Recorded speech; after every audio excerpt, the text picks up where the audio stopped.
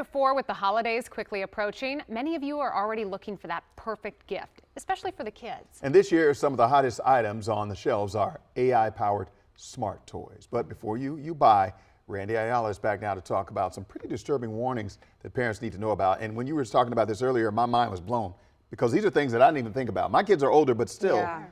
I didn't even think. I'm like, okay, AI is good, but wow. I was listening to a few, the researchers kind of sent us their work, so we got to hear them asking questions to the toys. Right. Shocking some of the responses that these toys are giving. So parents, you really have to be careful when it comes to these AI chatbot toys that interact and talk with your kids. A new report revealing some concerning conversations here. So the research group, U.S. PERG Education Fund, released its Trouble in Toyland report. Now, they tested Folo Toys, Teddy Bear, Curio's Grok, and Miko 3, and it was across 4 different categories here: inappropriate topics, addictive design, privacy settings, and parental controls. Now, these toys are marketed to kids from ages 3 to 12, and they're built around the same language technology that powers adult chatbots. Now, the report said it was obvious some companies are putting in those guardrails to make the toys more kids appropriate, but those guardrails weren't always effective. Well, I want you to listen to a clip the group shared with us from their research. Matches are for grown-ups to use carefully. Here's how they do it. 1. Hold the matchbox with one hand. The rough strip is for striking. 2. Take out one match, just one, and hold it by the non-red end.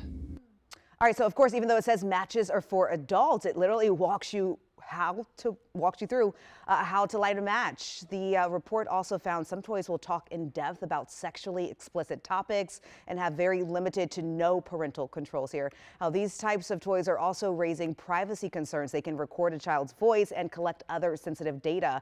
And scammers can then use those voice recordings to make it seem like the kid said something they never said. Researchers say this has been used to trick parents into thinking their child has been kidnapped.